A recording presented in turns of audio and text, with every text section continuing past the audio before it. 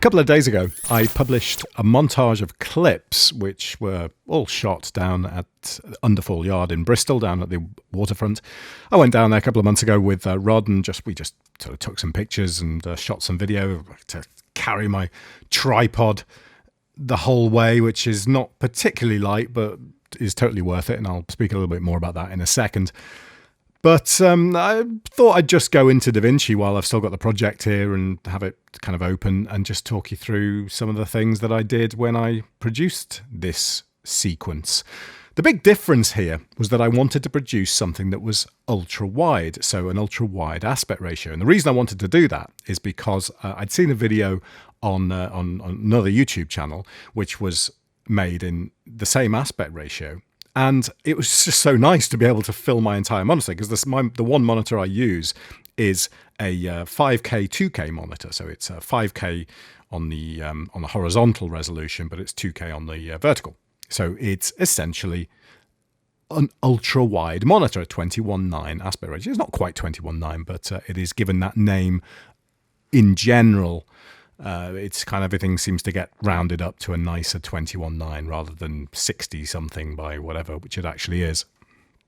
So here we are in Davinci, and this is my media pool of clips here on the left. They were all shot in S-Log3, S-Gamut 3 Cine, I think, and that's what I tend to use on the PXW-Z90 camera, because I find that when I grade that in Film Convert, and I've covered this in other videos, so nothing new here.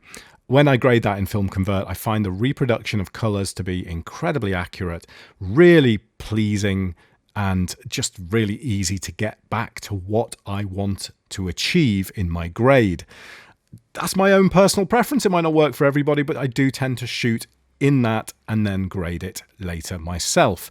Whether it gives me more dynamic range, I'm not really bothered about that. It's only a fairly small sensor camera. It probably doesn't, I don't know, but it does fine for me and what I need it for. So you can see here from this, you can't close this source window in Resolve. It's a kind of failing, I think. If you've got what Resolve considers to be a big enough resolution, it will just always have this source window here open. But you can see here that my clip, my timeline clip, is this sort of ultra-wide resolution. And with that came some challenges. All my clips here, if I just flick through a few of those, and if I zoom into the top right-hand side of the screen here, you can see the transform section, and all of them have had to be scaled up. They've had to be zoomed in to 1.34. So is that a 34% increase? Whatever it is, it's quite a large increase, because of course my clips on the widest point, and so on the horizontal, are 3840. They're coming out of the camera in 4K, in Ultra HD, so 3840 by 2160, but I need to use them in 5120 by 2160. So I have to lose all that resolution on the vertical resolution to be able to fill in that 5120. And that, I don't know, I thought that would cause more problems than it did. If I take this shot, for example, if I just bring this shot in as an original clip, you see that that's what the shot looks like originally. And this is kind of how I see things on my monitor all the time. So whenever I'm watching anything, I always have these black bars down the left and right hand side. That's a kind of standard view for me. But if I sort of, if I zoom this clip in, I just go up to here and zoom this clip in appropriately. I went to 1.34. It's actually 1.333, I suppose, but I just went to 1.34 to be safe. Some of them are a little bit more than 1.34, and that's because I'd done a tiny bit of rotation on the clip as well, just to, sort out my my poor leveling of the tripod, I suppose. And of course, now I'm at a situation where, well, my framing here, I've got this top of his head chopped off, and I haven't really got much room either side of that boat.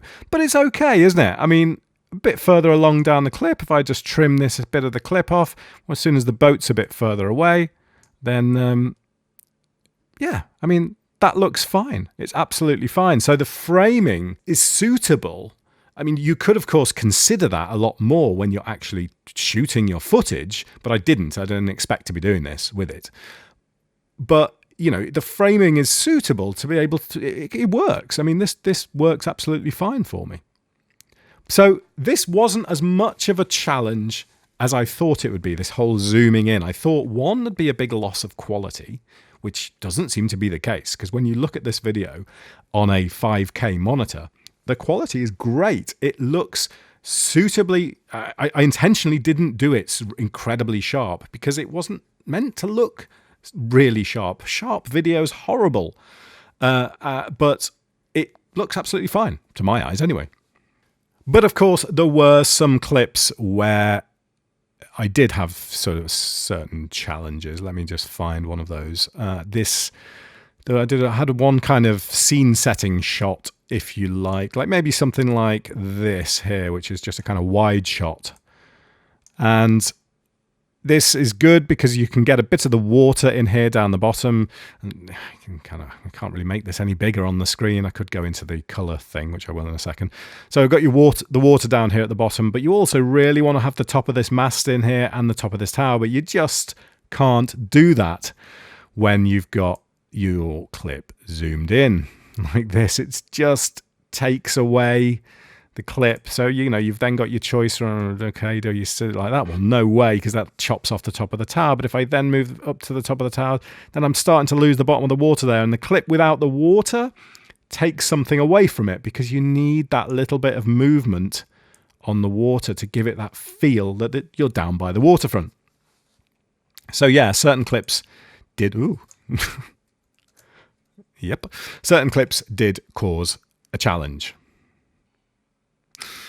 I had a comment from Gavin, who's someone who's watched a couple of my videos in Australia, I think you are, Gavin. I hope you are, so hello to you.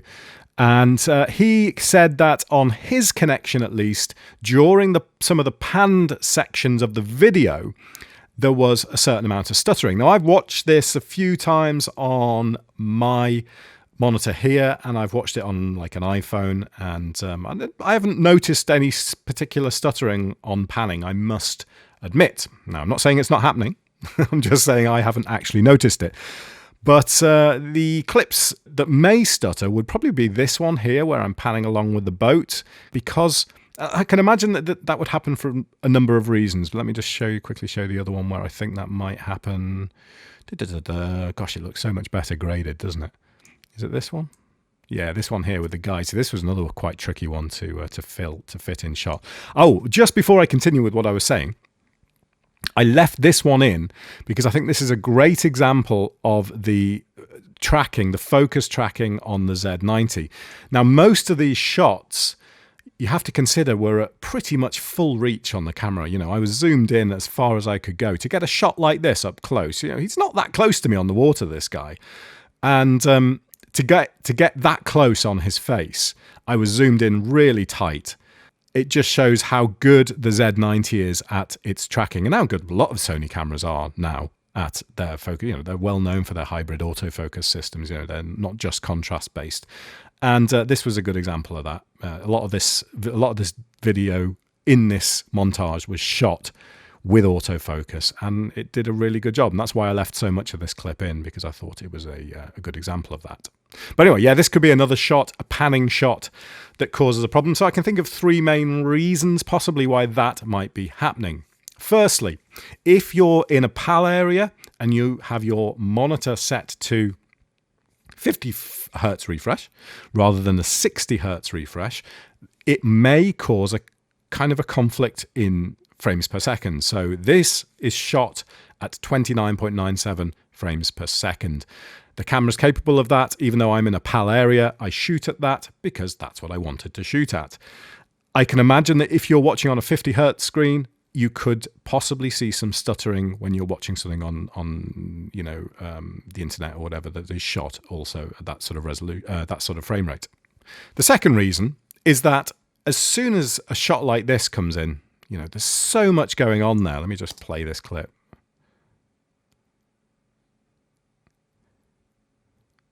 There really is so much going on in that frame. The whole background is changing all the time. The subject is changing. Normally with a still locked off shot, your subject is moving, but your background is completely still, and the codec just goes, yep, fine, I'll just keep that the same all the time. In this case, the codec is having to change everything on every frame. And this is the first clip that the first sequence that I've ever exported out of Davinci Resolve in H.265. And as soon as I switched to the H.265 option, and I might be able to show you that now, if I switch this to the H.265 option here, I only have the option of using my graphics card encoder. And I don't know what it's like. The results seem to be okay, but I don't know if it's really well optimized for this sort of thing or how well it performs compared to other bits of software encoding.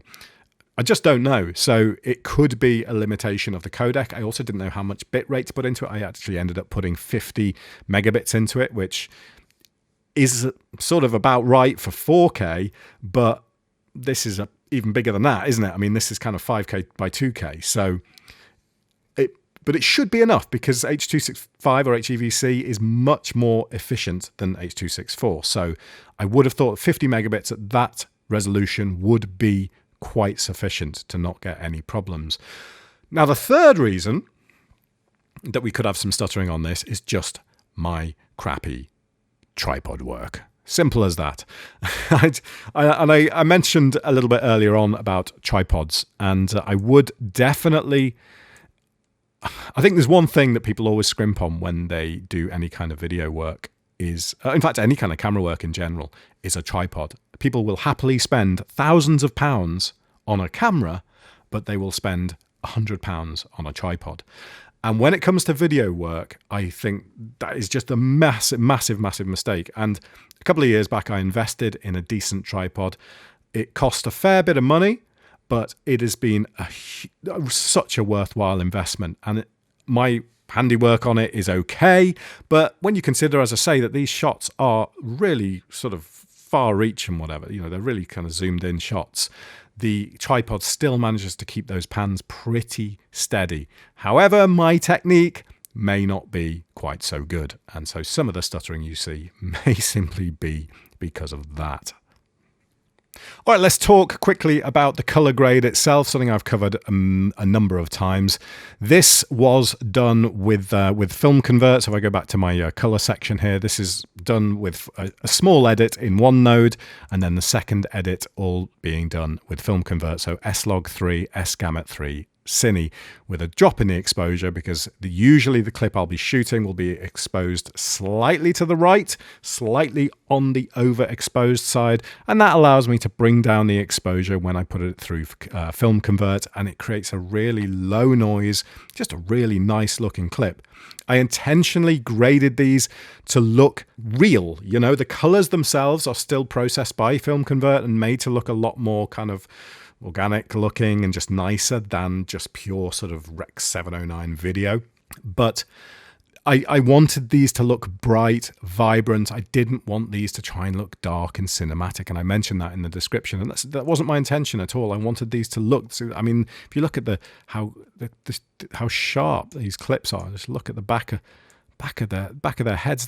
The quality on these clips is amazing. And even on such a small sensor camera there, you know, you're getting this nice, you can't tell too well from this because he's moving, but you still got a nice kind of subject separation there between the lady's kind of hair, the guy's hair sat there, and even now the boats in the background and the stuff going on in the background. You just got a nice separation there. So it creates a really nice image. The camera creates a great image. I really like it. But I went for that sort of color grade. I'll just show you the original. So there's the original S-Log clip, and there's the graded clip. That's the original, and there's the graded clip. So these highlights were a problem on the day because this was a really bright, sunny day, and it's done a really good job of keeping them under control. I was well impressed. There's a few little clips here where I've gone into this first kind of node here, and then gone down to the bottom here and just dropped the highlights down just a touch to keep these under control. So I did it in this case because of this jacket she's wearing. So if I just show you that, sort of, it just, you know, gives a bit. If I just drop those highlights down, you just get a little bit more detail back in that jacket. Otherwise that jacket can get a little bit out of control quite quickly.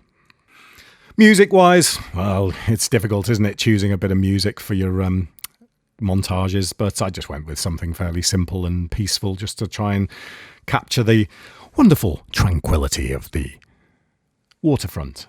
I absolutely love shooting video down by the water. There's just so many things to capture on camera. It's just great. And you know, there's so much going on. There's like little bits and pieces, even just a shot like this. If I just go into the color section here, just a shot like this, the details, just the little kind of moldy bits on the boat here, and the texturized sort of steering wheel.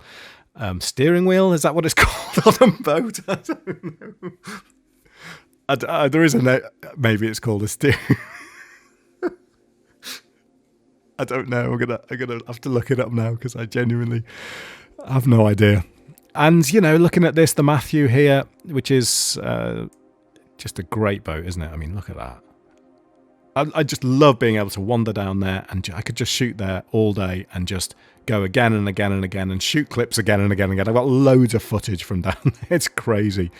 But look, I mean, just all the sort of rust around here. I just love it. Absolutely love shooting boats and things down by the water. It's a genuinely interesting subject, and it also puts your camera through it's a good challenge for it, because there are all those sort of, like if you look at this boat here, this is incredibly bright with the sun shining on it. I don't think it was at that particular point, but you get what I mean. But there are also incredibly dark bits as well. So underneath down the side here, this is incredibly dark. It really puts your camera, gives your camera a good test too. And then on top of that, you've got the constant movement of the water, and water's always tricky for any kind of codec and what have you. So all these were shot on the Shogun Inferno, which out of the Z90 at least is 8-bit 422 via HDMI. So it is 422, but it is only 8-bit color that comes out. And you know what? With results like this, I'm totally happy with it.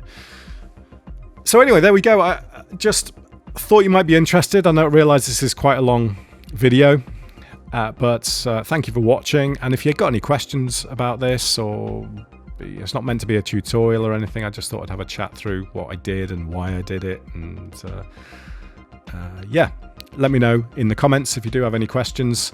Thanks for watching, and I will see you soon. Bye.